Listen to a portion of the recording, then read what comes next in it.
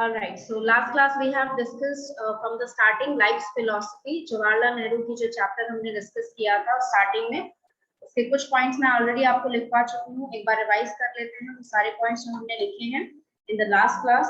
First of all he was talking about different aspects. ठीक है, उन्होंने ये चीज बताई कि वो लाइफ फिलॉसफी, अपनी लाइफ की फिलॉसफी के बारे में बहुत दिन पहले ही लिखना चाह रहे थे, because an American publisher has came to him from let's say 6 or 7 years he has presumed. उन्होंने स्पेसिफिक डेट या ईयर नहीं बताया है, लेकिन उन्होंने कहा है कि 5-6 साल पहले उनके पास एक अमेरिकन पब्लिशर आए थे who wanted him to write an essay or an article about his life's philosophy. But because he was trying to think a lot of things and he was not able to put all those thoughts into word, वो सारी चीजें वो words में नहीं डाल पाए. उन्हें लगा कि शायद मैं लिख नहीं पाऊंगा, और यही करेज ना हो जाने की वजह से, करेज कम हो जाने की वजह से उनको यहाँ पर नहीं करेज उतना मिला कि वो उस टाइम ऐसे लिख पाए. लेकिन डिस्कवरी ऑफ इंडिया लिखते टाइम उन्होंने सोचा कि ये सारी चीजें मेंशन करना बहुत जरूरी है, क्योंकि ना सिर्फ इसमें उन्होंने अपनी लाइफ की फिलॉसफी को बताया है, बल्कि इतने अच्छे से एक्सप्लेन भी किया है कि किस तरह के जो लोग हैं जिनकी वजह से फ्रीडम हमें नहीं मिल पा रही है, या उनकी लाइफ की फिलॉसफी जो बनी है, उनकी लाइफ के जो रूल्स बने हैं, उनकी लाइफ के जो रेगुलेशंस हैं, उनकी लाइफ के जो स्ट्रेट फॉरवर्ड डायरेक्टनेस है, वो किस वजह से यहाँ पर बनी थी. इन सभी रीजन को इन्होंने जस्टिफाई भी किया है कि अगर वो कुछ चीजों में बिलीव करते हैं तो वो क्यों करते हैं. ठीक है, so the first point he mention कि यहाँ पर जो डायरेक्टनेस था, उनके हिसाब से कुछ सालों पहले या कुछ दिनों पहले जो उनका यहाँ डायरेक्टनेस हुआ करता था, उनका यहाँ पर जो एक आइडियोलॉजी हुआ करता था. ठीक है बच्चे, नेटवर्क स्लो है मुझे भी पता है, तो मैं 2-3 बार रिपीट करूंगी लाइंस, डोंट वरी. ठीक है, बार बार हैंड रेज करके या बार बार बोल के मत बोल देना नेटवर्क स्लो है, आवाज नहीं जा रही. मुझे भी पता है नेटवर्क स्लो है. So as I was telling कि यहाँ पर उन्होंने ये चीज बताई है कि उनकी जो आइडियाज हुआ करते थे, या उनके जो थॉट्स हुआ करते थे, वो पहले बहुत ही क्लियर हुआ करते थे. उनके जो थॉट्स हुआ करते थे वो पहले बहुत ही क्लियर हुआ करते थे. लेकिन आफ्टर दिस स्ट्रगल, जिस तरह से वो स्ट्रगल किया है उन्होंने फ्रीडम के लिए, और बहुत सारे अदर लोगों के लिए उन्होंने लड़ाई करने की कोशिश की है, और इन सभी कोशिशों में टाइम ऐसा आ गया है, इतने वो डिप्रेस हो गए हैं उस जेल में बैठे बैठे कि अब उन्हें इतना साफ नजर नहीं आ रहा है. वो जो सोचते थे, उनका जो आइडियोलॉजी हुआ करता था, वो अब उतना साफ नहीं रह गया है. अब उसमें कहीं ना कहीं उसमें प्रॉब्लम्स आ रही हैं, कहीं ना कहीं उसमें धुंधलापन आ गया है. देयर इज नो ट्रांसपेरेंसी और directness in his thoughts and ideology. ठीक है, नेक्स्ट चीज वो मेंशन करते हैं कि यहाँ पर जो उनका पॉलिटिक्स ज्वाइन करने का या पॉलिटिक्स में जाने का उनका जो रीजन था, वो रीजन भी अब कहीं ना कहीं धुंधला होते जा रहा है. It was not as clear at is used to be. The reasons why he joined politics, or the concept of politics that he had in his mind, was not as such clear in his mind right now. ठीक है, अभी उनके mind में जो ideology है, concept है physics का, sorry politics का, वो उतना क्लियर नहीं है जितना क्लियर हुआ करता था. अब वो धुंधला हो गया है. अब उसके ऊपर बहुत सारे नेगेटिविटी बैठ गई है, बहुत सारे फैक्टर्स लग गए हैं, ह्यूमन फैक्टर्स इन्वॉल्व हो गए हैं जो कि नहीं होने चाहिए थे. According to him, politics was only and only involved because leaders were representing those people who cannot fight for themselves.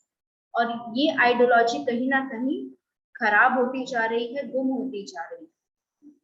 Next चीज उन्होंने मेंशन की है यहाँ पर कि the evilness in the society. ठीक है, क्या क्या इविलनेस उन्होंने मेंशन किया है. इविलनेस यानी कि बुराई, क्या क्या बुरी चीजें उन्होंने मेंशन की है यहाँ पर. That is violence, misfortune and deceit. Deceit का मैंने मतलब अगर लास्ट क्लास नहीं बताया था तो अभी बता दे रही हूँ. डिसीट का मतलब होता है धोखा देना. ठीक है, violence, deceit and other factors, other negative factors that are affecting our society. ये सारे गलत जो रीजन है, ये सारे जो इवलनेस है, ये सारी जो बुराइयां हैं, ये सभी अगर जीतती है तो उसमें कोई बड़ी बात नहीं है। उन्होंने कहा कि ये बहुत बार ऐसा हमने देखा है कि जब भी बुराई पर अच्छाई की जीत हुई है तो उससे पहले बुराई बहुत बार जीती है, तब जाके हमारी अच्छाई को जीतने का इतना बड़ा रीजन मिला है, या उसको सेलिब्रेट करने का उतना बड़ा रीजन मिला। ठीक है, तो इसी वजह से वो कहते हैं कि बुराई जो है वो बहुत बार जीत जाए, इसमें कोई शॉक वाली बात नहीं है। This is something that happens. ठीक है, evil always triumph in often enough। ठीक है, वो पहले ही बहुत बार जीत रही है, लेकिन उससे भी ज्यादा बुरा अगर कुछ हो रहा है, जीत रही है, बुराई जीत रही है, तो वो तो बुरा ही है लोगों के लिए। लेकिन बच्चे, मैं स्क्रीन शेयर करके क्या दिखाऊं आपको? चैप्टर आपके पास ऑलरेडी मैंने पीडीएफ में भेज चुका है। कैमरा तो वैसे भी किसी का ऑन नहीं हो रहा है, तो कम से कम आप पीडीएफ ओपन करके रखिए जो मैं पढ़ा रही हूँ उसके लिए।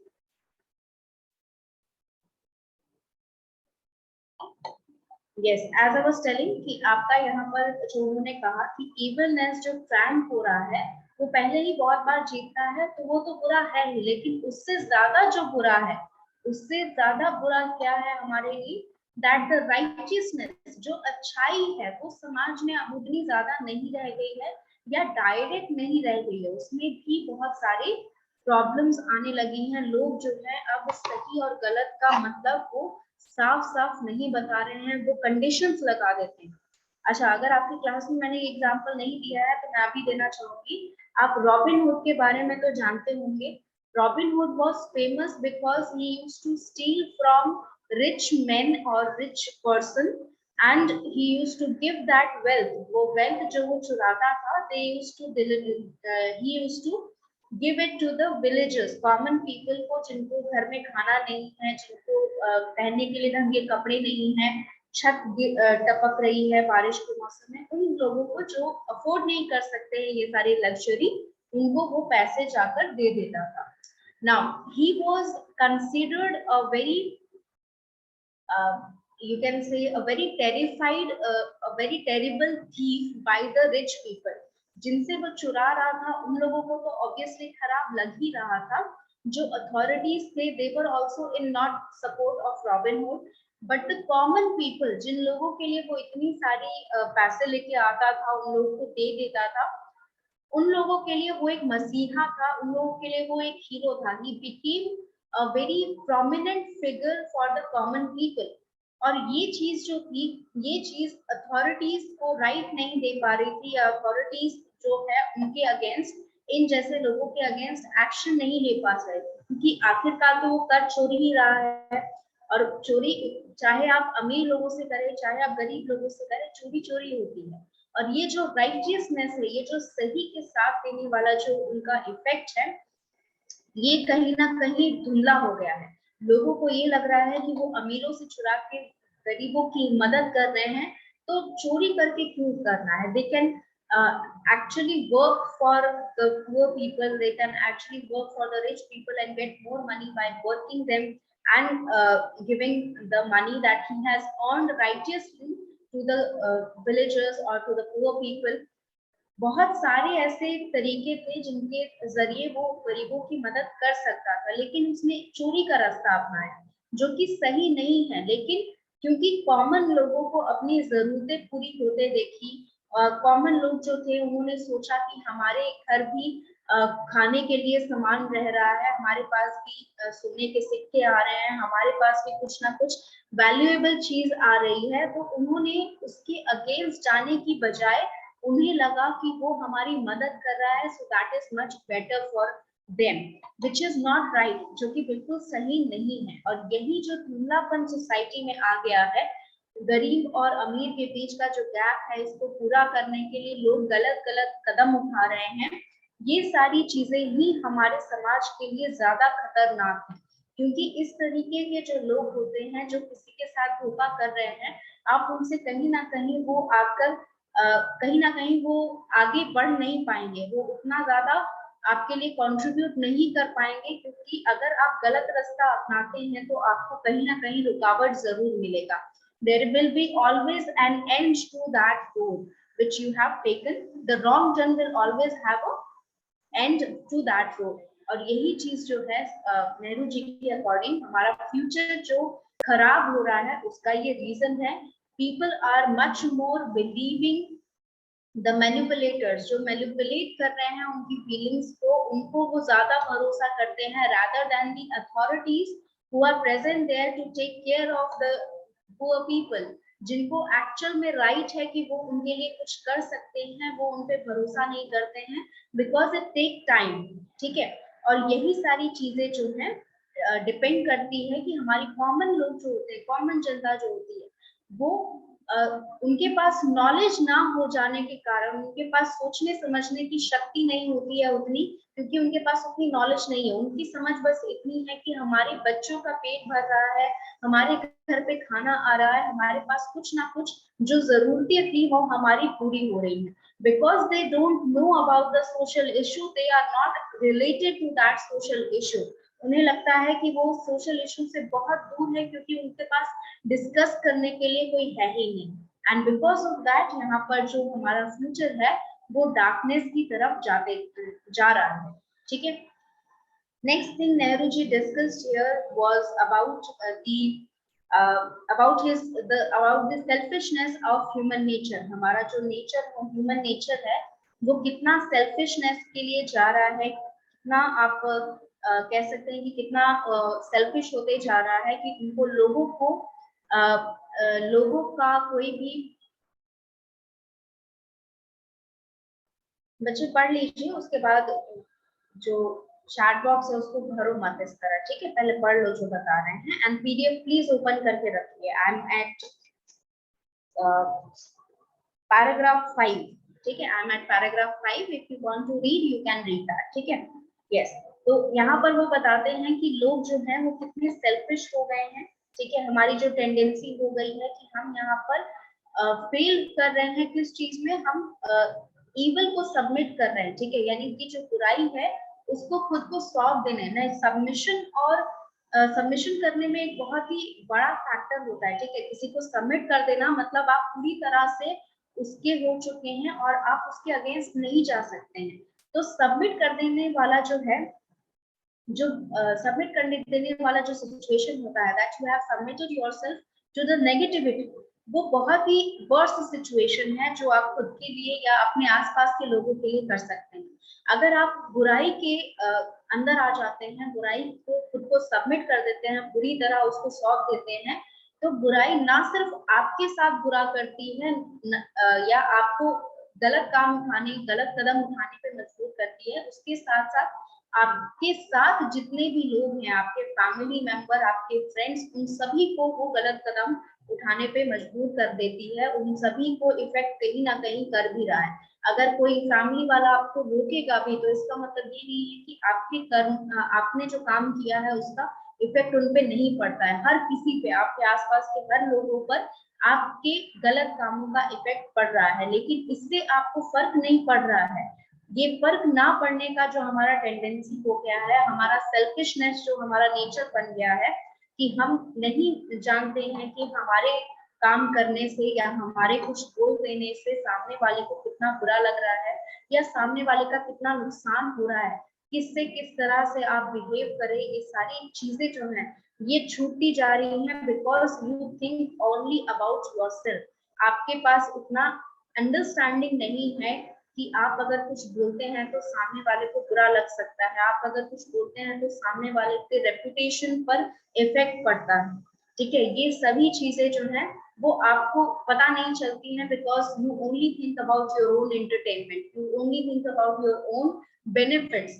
तो ये सारी चीजें आपको लग रहा है कि आपका फायदा हो रहा है या आप हंसी मजाक कर लेंगे या फिर सब हंस देंगे, तो ये सारी चीजें कहीं ना कहीं आके रुक जाती हैं. ठीक है, there is a time when you need to be mature enough to understand the difference between making fun of someone and laughing with someone.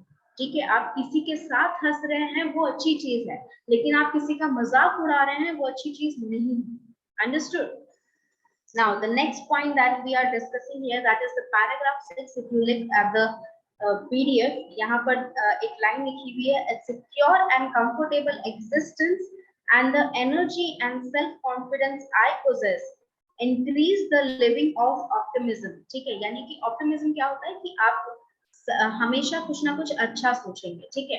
तो ऑप्टिमिज्म किस तरह नेहरू जी ने अपना बना के रखा था कि अगर आप सिक्योर हैं, अगर आप कंफर्टेबल रह रहे हैं, ठीक है, अगर आप सेल्फ कॉन्फिडेंट हैं, ठीक है, आपको नहीं लग रहा है कि आप कुछ गलत कर रहे हैं या आप ऐसा काम ही नहीं करेंगे जो किसी को नुकसान करे या खुद को आप नुकसान पहुंचा रहे हैं, आपका बिहेवियर अच्छा है, ठीक है, आप जिसके साथ भी काम कर रहे हैं वो आपके बारे में तारीफ कर रहा है कि बहुत काम अच्छा करता है, that means if you are overall good and in a place where everyone likes you to be there, ठीक है, एक ऐसी जगह पर हैं आप जहां पर आपके आसपास के हर कोई लोग आपको चाहेंगे कि आप वहीं रहें, आप ही के साथ सारा काम किया जाए या आप ही के लिए सारा काम किया जाए, तो इस तरीके का जो बिहेवियर होता है यही ऑप्टिमिज्म को जन्म देता है, यही होप को जन्म देता है, ठीक है। अगर आप होप रखना चाहते हैं अपनी लाइफ में, ऑप्टिमिज्म रखना चाहते हैं, पॉजिटिव थिंकिंग रखना चाहते हैं, तो आपको अपना बिहेवियर जो है वो सेल्फिशनेस से हटाना पड़ेगा। आपको देखना होगा कि आप कॉन्फिडेंट कब रहेंगे, आप बुरा करने टाइम नहीं, आप अच्छा करने टाइम कॉन्फिडेंट रहते हैं। अगर आप किसी को बोलते हैं कि चलो मैं आपको सहायता कर देता हूँ इस काम में, आप कभी झिझकेंगे नहीं, आप कभी हेजिटेट नहीं करेंगे, आप कभी भी नर्वस नहीं होंगे उस काम को करने के लिए।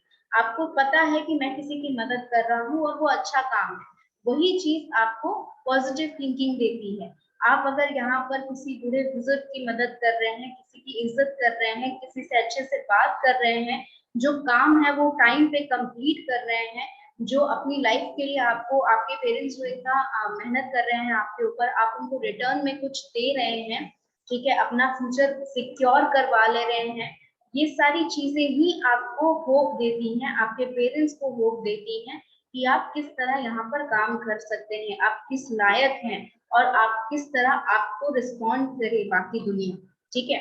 अगर आपको ऑप्टिमिस्टिक रहना है तो आपको ये सारी चीजें करनी ही पड़ेगी, आपको self confidence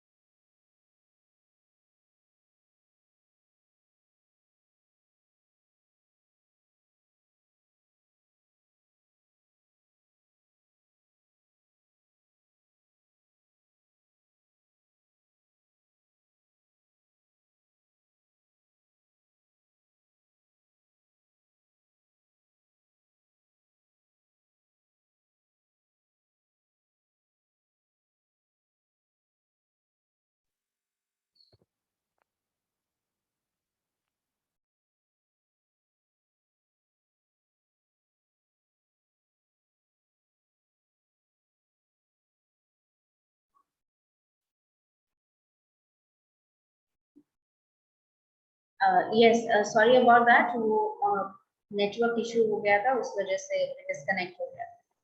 now am I audible to you? एक बार चैट बॉक्स में या हैंड रेज करके बता दीजिए। Alright, yes, so as I was telling कि यहाँ पर आपका ऑप्टिमिज्म उन्होंने बताया है कि नेहरू जी ने ये बताया कि वो होप कैसे रखते हैं अपनी लाइफ में, ठीक है, वो अपनी लाइफ में किस तरह अच्छाई को या पॉजिटिव थिंकिंग को क्रिएट रखते हैं, क्योंकि आप ये बात समझ पा रहे हो कि मैंने आपको बताया था क्विट इंडिया मूवमेंट के दौरान जब उन्हें जेल में बंद कर दिया गया था, तब उन्होंने ये किताब लिखी थी, डिस्कवरी ऑफ इंडिया।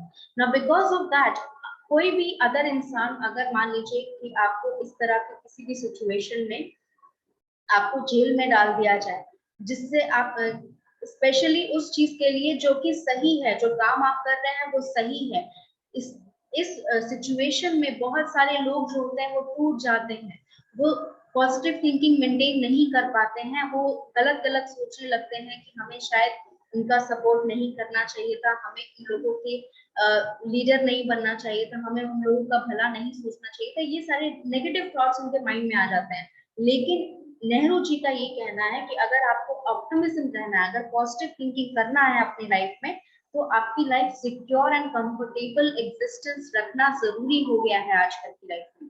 ठीक है, उन्हें ऐसा लगता था या उन्हें ऐसा लगता है कि बाकी लोगों के लिए भी अगर आपकी लाइफ सिक्योर है, अगर आपकी लाइफ कंफर्टेबल है और आपके पास एनर्जी है, एनर्जी मीन्स ऐसा नहीं कि आप बूढ़े हो गए हैं या फिर आप लेजी हैं। ठीक है, अगर आप लेजी भी हैं तो आप पॉजिटिव थिंकिंग मेंटेन नहीं कर सकती हैं अपनी लाइफ में, क्योंकि हर बार आपका दिमाग आपको यही कहेगा कि थोड़ा आराम कर लेते हैं, कल सबमिट करना है तो आज नहीं काम करेंगे, कल काम करेंगे, कल संडे है कल आराम से बैठकर काम करेंगे, आज घूमने चले जाते हैं शाम को। तो ये थिंकिंग आपकी बॉडी लैंग्वेज, बॉडी लेजी रहने के लिए हमेशा इस तरह के नेगेटिव थॉट्स आते ही हैं माइंड में।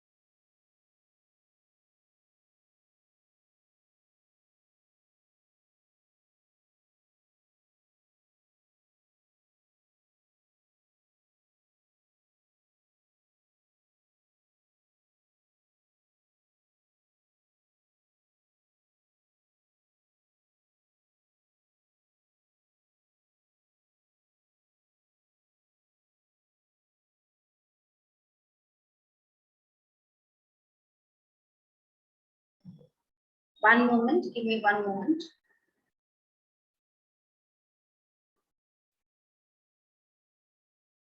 Alright, yes, I was telling कि आपको यहाँ पर रिलेशन के ऊपर जो मैंने आपको बताया था लास्ट क्लास में हमने डिस्कस किया था, उसके साथ साथ मैंने ये भी बताया था कि रिलेशन के बारे में उन्होंने बहुत कुछ कहा है।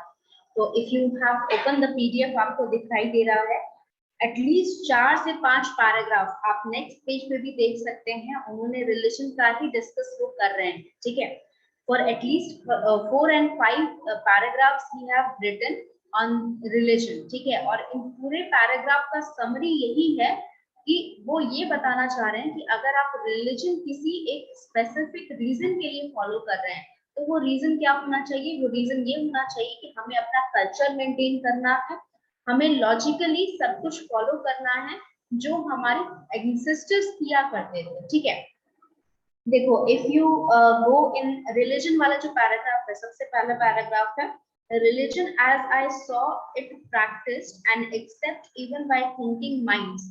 यानी कि ये कहना चाह रहे हैं कि ये किसी भी रिलीजन के अगेंस्ट नहीं है, जो कि मैंने आपको पॉइंट्स में लिखवाया भी है। Nehru ji is not against any of the religion. ठीक है, जो रिलीजन बनाए गए हैं या हमेशा से चलते आए हैं, वो इनका मानना यही है कि वो प्रैक्टिस कौन करता है जिनका माइंड थिंकिंग जो है वो अच्छा रहे। ठीक है, और वो यहाँ पर किसी भी रिलीजन को एक्सेप्ट करने के लिए तैयार है, लेकिन वो अगर रिलीजन जो है वो क्लोज एसोसिएशन में है किसके साथ? Superstitious practices and dogmatic belief.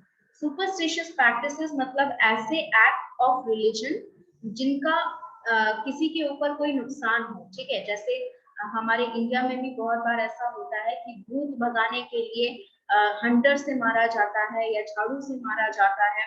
तो आप अगर किसी को हार्म कर रहे हैं किसी भी सिचुएशन में और रिलीजन का नाम दे रहे हैं उसे, तो उसे सुपरस्टिशियस प्रैक्टिसेस कहा जाता है। और ये सुपरस्टिशियस प्रैक्टिसेस बहुत खतरनाक होते हैं, क्योंकि from a very long time, बहुत लंबे समय तक हमने देखा है कि इन सुपरस्टिशन बिलीफ के कारण बहुत सारे लोगों की जाने गए हैं, बहुत सारे बच्चों को मार दिया गया है, बहुत सारे औरतों को मार दिया गया है कि ये सोचकर कि वो बच्चा लड़का पैदा नहीं कर पा रही है क्योंकि उसके ऊपर भूत चढ़ा हुआ है, कोई बीमारी हो गई है, लकवा मार दिया है किसी को तो उसके ऊपर भूत चढ़ गया है। Because of all these superstition a lot of people have lost their life, और ये बहुत ज्यादा डेंजरस है। और इससे क्लोज जो रिलेशनशिप है, इसका जो रिलीजन के साथ जो रिलेशनशिप बन गया है, ये नेहरू जी को बिल्कुल पसंद नहीं है। और उनका यही मानना है कि अगर आप अच्छा सोचते हैं, अगर आप ऑप्टिमिस्टिक रहते हैं, पॉजिटिव थिंकिंग कर रहे हैं, तो आप सुपरस्टिशन में बिलीव नहीं करेंगे, ठीक है। और डॉगमेटिक बिलीव जो होता है, देखो डॉगमेटिक बिलीव का जो यहाँ पर इंक्लूड करने का रीजन ये है, वो सिमिलर होता है सुपरस्टिशियस प्रैक्टिसेस से, ठीक है। देखो सुपरस्टिशियस प्रैक्टिसेस लिखा गया है यानी कि वो एक्ट किए जाते हैं, डॉगमेटिक बिलीव्स लिखा गया है यानी कि डॉगमेटिक मतलब वो बिलीव्स हैं, वो आपके सोच में है, सोच विचार में, ठीक है। और डॉगमेटिक बिलीफ का मतलब ये होता है कि कुछ ऐसे लोग,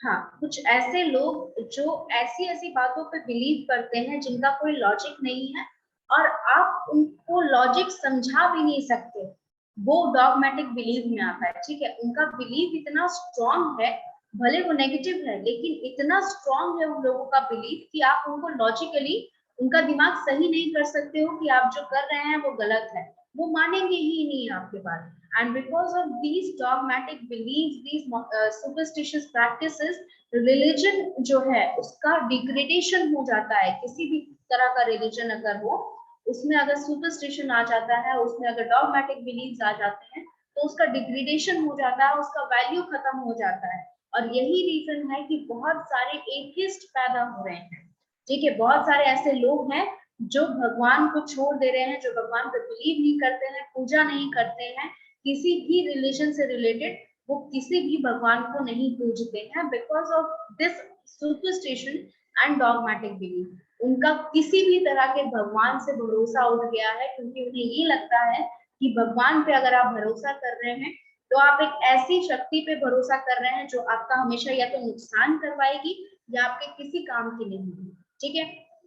यस, तो ये सारी चीजें जो हैं, ये सारी चीजें देखो उन्होंने ऐसा कहा है, last line that he has written, अगर आप उस पर ध्यान देंगे, इसी पैराग्राफ के लास्ट लाइन पे अगर आप ध्यान देंगे तो उन्होंने सॉरी नेक्स्ट पैराग्राफ के लास्ट लाइन पे अगर आप ध्यान देंगे तो उसमें, yes I am repeating, I have not said the line here, ठीक है।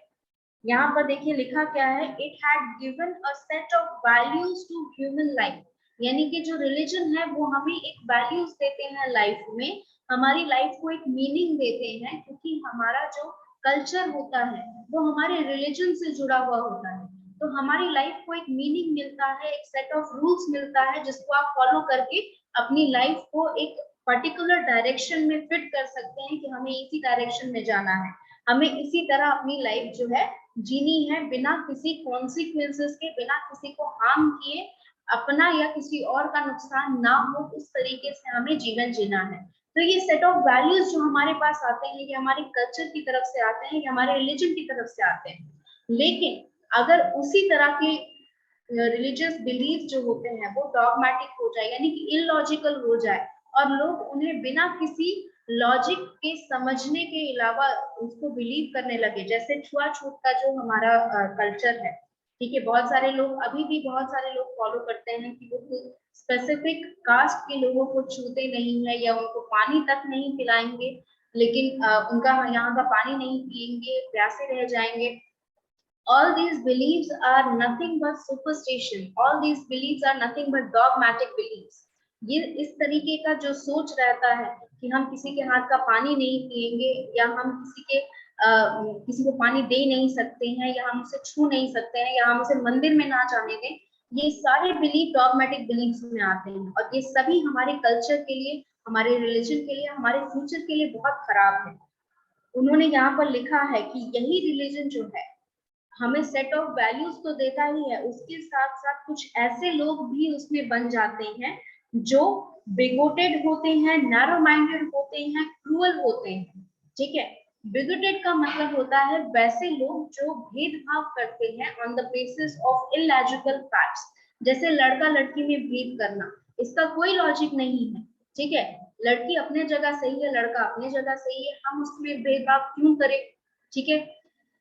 किसी कास्ट के रिलेटेड जो पर्सन एक स्पेसिफिक काम कर रहा है उससे रिलेटेड अगर हम भेदभाव करते हैं, अब आप देखिए कि बहुत सारे लोग जो होते हैं, देखो मैं ये चीज ऐसे स्पेसिफिक नहीं बोल पा रही हूँ क्योंकि अच्छा नहीं लगता है ऐसे बोलना, लेकिन कुछ काम ऐसे होते हैं जो लोगों को लगता है कि वो उस तरह के लोगों को वो एसोसिएट नहीं करना चाहते हैं, उनसे बात नहीं करेंगे, उनसे खुलेंगे मिलेंगे नहीं। लेकिन वही काम अगर कोई हाई प्रोफाइल कंपनी आपको ब्रांड के साथ दे रही है करके, वो सर्विस जो है वो ब्रांड के साथ आपको प्रोवाइड कर रही है, तो वो काम आपको अच्छा लगेगा, उन लोगों की आप तारीफ करेंगे। ठीक है, तो ये गलत है ना। जो पर्सन बचपन से अपना टैलेंट ग्रूम किया है, आप उसको ना अपना काम देकर आप एक ऐसी कंपनी को अपना काम दे रहे हैं जो सिर्फ और सिर्फ आपका पैसा लूटना चाहते हैं। ठीक है, इन सभी चीजों से क्या होता है, इन सभी चीजों से बिगोटेड पर्सन निकलते हैं, जिनका नैरो माइंडेड थिंकिंग रहता है, जो सोच ही नहीं सकते हैं किसी का अच्छा। उनका दिमाग में पता नहीं किस तरह के रूल बैठे रहते हैं कि हमें ये नहीं करना है, इन जैसे लोगों से बात नहीं करनी है। अब इन जैसे उनके दिमाग में क्या है वो ही जाने। ठीक है, तो ये नैरो माइंडेड लोग जो होते हैं, ये हर एक चीज रिलीजन से जोड़ देते हैं। ठीक है, कि हम छू भी देंगे किसी को तो पाप लग जाएगा, उसके छूने से तुम्हें पाप कैसे लगेगा, ये कोई लॉजिक तो नहीं हुआ। ठीक है, यही सारे रीजन जो हैं, एक आपको जो रिलीजन होता है, यही सारे रीजन जो है रिलीजन को कमजोर कर देते हैं, और जो हमारा भगवान के ऊपर विश्वास है उसे कमजोर कर देते हैं, और उन जैसे लोग जो रहते हैं वो सोसाइटी को पूरी तरह खराब कर देते हैं, करप्ट कर देते हैं। ठीक है, नेक्स्ट वो यहाँ पर देखो साइंस में उन्होंने इंक्लूड किया है। साइंस को जब हम रिलीजन से जोड़ते हैं तो एक पॉजिटिव एस्पेक्ट भी रहता है और एक नेगेटिव एस्पेक्ट भी रहता है, और उन दोनों को यहाँ पर उन्होंने डिस्कस किया है नेहरू जी। ठीक है, तो पॉजिटिव एस्पेक्ट क्या है कि साइंस ने बहुत सारे हमारे जो रिचुअल्स हैं, अलग अलग कल्चर के जो रिचुअल्स हैं जो हमारे एंसेस्टर्स फॉलो करते आए हैं, हमारे एंसेस्टर्स जो अलग अलग रिचुअल्स फॉलो करते आए हैं, साइंस ने बहुत सारे रिचुअल्स को प्रूव कर दिया है कि ये सही होता है। उन्होंने एक्सपेरिमेंट्स किए हैं, उन्होंने अलग अलग तरह के प्रूफ प्रेजेंट किए हैं लोगों को, और ये प्रूफ दे दिया है कि हमारे जो रिचुअल्स हैं वो कहीं ना कहीं सही हैं अपनी जगह। ठीक है, ऐसा नहीं है कि बिना किसी लॉजिक के हमें वो रूल फॉलो करने के लिए बचपन से बोला जा रहा है, या फिर हम जो स्पेसिफिक पूजा करते हैं, या कुछ लोग कहीं स्पेसिफिक जगह पर जाते हैं अपने भगवान, अपने गॉड से मिलने के लिए, वो सारे चीजें बहुत सारे लोग इलॉजिकल जो मानते थे, क्योंकि उनके पास प्रूफ नहीं था। साइंस ने हमें मदद की है कि हम अपना कल्चर, हम अपना रिलीजन जो है प्रूव कर सके उन लोगों के सामने जिनका विश्वास सुपरस्टिशन बिलीफ की वजह से, सॉरी सुपरस्टिशन प्रैक्टिस की वजह से और डॉगमेटिक बिलीफ की वजह से अपने रिलीजन से हट गया था। ठीक है, ये साइंस का पॉजिटिव एस्पेक्ट है।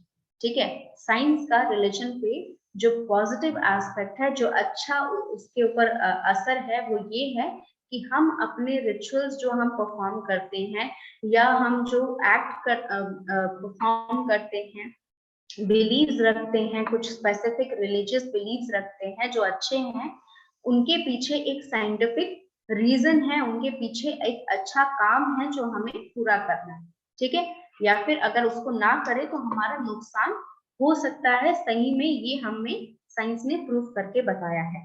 ठीक है, ये आपको सेकेंड पेज के लास्ट पैराग्राफ में पूरा यहाँ पर मिल जाएगा। ठीक है, if you want to read that, आप सेकेंड पेज के लास्ट पैराग्राफ पूरा रीड करिए, आपको पूरा इसमें पॉजिटिव एस्पेक्ट दिखेगा कि हमने कितना अचीवमेंट किया है। ठीक है, नॉर्मल मेथड्स जो साइंस के डील करने के होते हैं, वो हमें स्पिरिचुअलिटी से कनेक्ट करने का, हमारा जो स्पिरिचुअल लर्निंग होता है हिंदुइज्म में, वो साइंस ने प्रूव करके दिखाया है कि वो सही है। जो हम योगा करते हैं या मेडिटेशन करते हैं, ये सारी चीजें जो करते हैं, साइंस ने बहुत कुछ प्रूव किया है हमारे रिलीजन से रिलेटेड।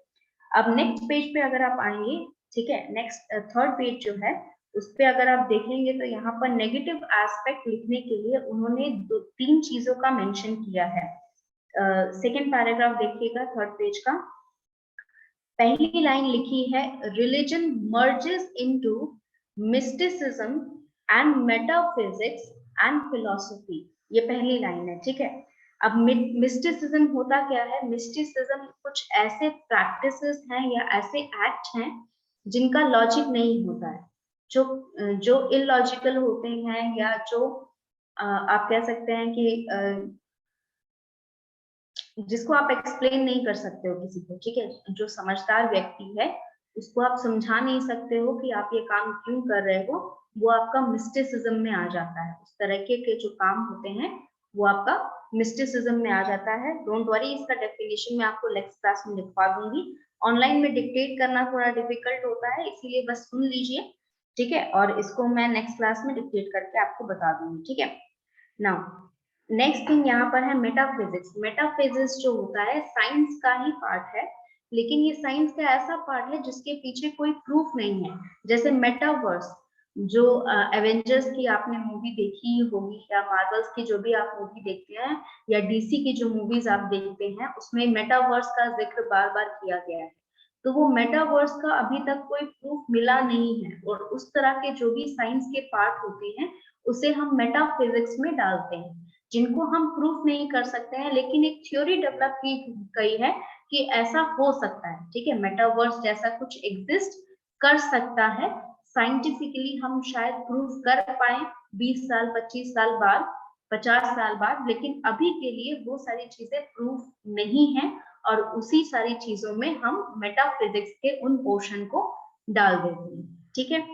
नेक्स्ट चीज है फिलोसफी। फिलोसफी तो हम पढ़ ही रहे हैं, अभी लाइफ की फिलोसफी है ना। जनरल फॉर्म में देखो फिलोसफी क्या होती है, फिलोसफी हर एक इंसान से जुड़ी होती है। यानी कि अगर मैं अपनी लाइफ की कोई फिलोसफी बोलती हूँ, या इन जनरल मान लीजिए एजुकेशन से रिलेटेड, पढ़ाई से रिलेटेड मैं अगर कुछ बताती हूँ कि मेरे ये बिलीव्स हैं, मेरी ये फिलोसफी है लाइफ में कि मैं अपनी पढ़ाई कैसे की, मैंने आगे की अगर मुझे पढ़ाई करनी है तो कैसे करूंगी मैं, तो ये सारी चीजें मेरे अपने पर्टिकुलर बिलीव है। ये जरूरी नहीं है कि हर एक इंसान पे एप्लीकेबल हो, या हर एक वो स्टूडेंट जो मुझसे पढ़ रहा है वो इसी चीज को फॉलो करे। हर एक का सिचुएशन अलग होता है, तो हर एक की फिलोसफी भी अलग होती है।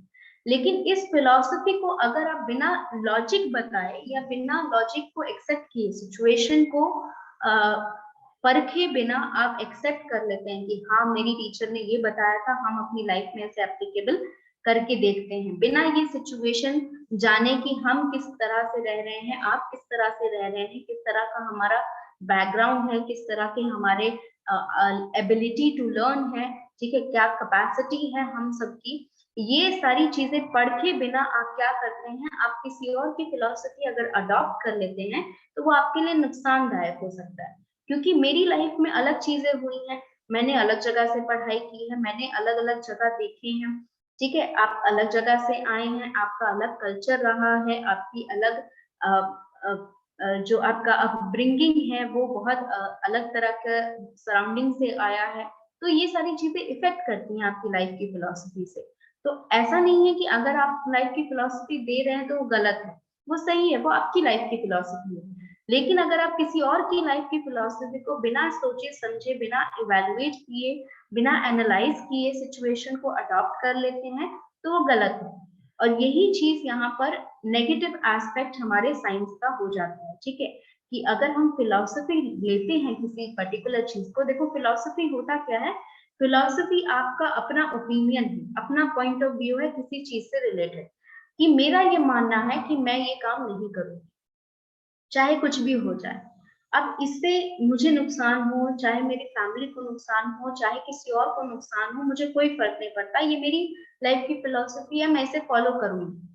लेकिन जरूरी तो नहीं है कि आपकी लाइफ में भी वही फिलॉसफी होनी चाहिए। हो सकता है कि आपकी लाइफ सिचुएशन कुछ अलग है, हो सकता है कि आपका जो एम है, करियर है, पाथ है, वो मेरे से बहुत ज्यादा अलग है। तो हमें किसी भी चीज को, फिलॉसफी को हमें फैक्ट में बदलना नहीं है। ये चीज कहने का यहाँ पर उनका मतलब है कि कोई भी फिलॉसफी जो है वो फैक्ट में नहीं बदली जा सकती है। वो फिलॉसफी है किसी ने अपने लाइफ के इवेल्युएशन को, लाइफ में जो जो चीजें उन्होंने सीखी हैं, जो जो चीजें उन्होंने देखी हैं, उस हिसाब से इवैल्यूएट करके एक सेट ऑफ रूल्स निकाले हैं, या सेट ऑफ ओपिनियंस बना लिया है एक स्पेसिफिक चीज को लेकर। तो वो किसी और की लाइफ से रिलेटेड कभी नहीं हो सकता है।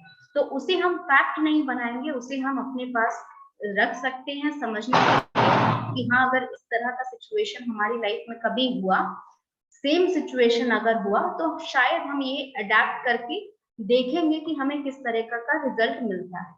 लेकिन हम उसे फैक्ट नहीं बना सकते, हम उसे एज अ डाटा कंसिडर नहीं कर सकते कि हाँ अगर लाइफ में ऐसा कभी भी हुआ तो हम उसे अडॉप्ट कर लेंगे, इसी तरह सॉल्व करेंगे। ये मान लेना गलत होता है।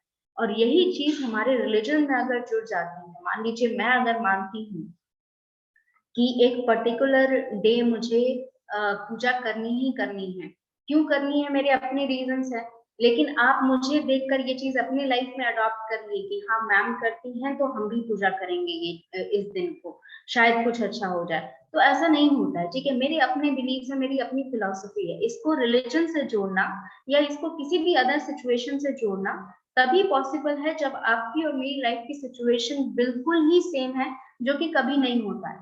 दो व्यक्तियों की आपस में जो सिचुएशन होती है, any two people together, even if they are living together, that means me and my sister, me and my brother might not have the same philosophy in our life, क्योंकि हमारा एक्सपीरियंस अपना रहता है, ठीक है, हमारा जो एक्सपीरियंस लर्निंग मिला, ठीक है, जो हमने देखा, जो हमने सुना, जो हमने समझा, उस हिसाब से हमने जो इवेल्युएट किया, वो सबका थिंकिंग अलग अलग रहता है। तो हम उसे एक साथ एक फैक्ट नहीं बना सकते हैं just because we are living together, just because we are staying together, just because we are talking together, does not mean that you can adopt anyone else's philosophy in your life, especially when they are related to very important aspect in your life, that is religion, career, like these things which are important in your life, you cannot accept anyone else's philosophy, ठीक है।